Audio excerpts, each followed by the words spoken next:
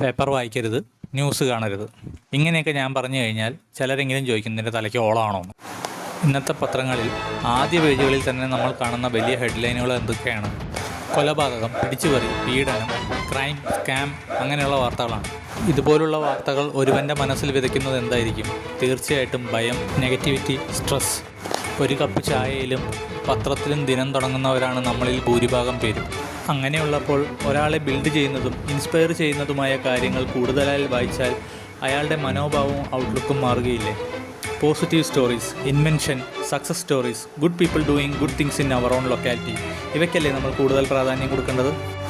ഒരു വ്യക്തിയുടെ മനസ്സിനെ വളർത്തുന്നത് അയാൾ എന്താണ് ഇൻടേക്ക് ചെയ്യുന്നത് എന്നതിനനുസരിച്ചിരിക്കും. ചായ കുടിക്കുമ്പോൾ ന്യൂസ് പേപ്പറിലെ ആക്സിഡൻറ്റ്, മർഡേഴ്സ്, സ്കാം പോലുള്ള വാർത്തകൾ വായിച്ചാൽ ആ ദിവസം തന്നെ ഹെവി ആയിട്ടായിരിക്കും തുടങ്ങുന്നത്. പക്ഷേ അതേസമയം health tips, motivation, technology updates, success stories പോലുള്ള വാർത്തകളാണ് വായിക്കുന്നതെങ്കിലോ ഡേ തന്നെ എനർജറ്റിക്കായി ഫീൽ ചെയ്യും. എന്താണ് നിങ്ങളുടെ അഭിപ്രായം?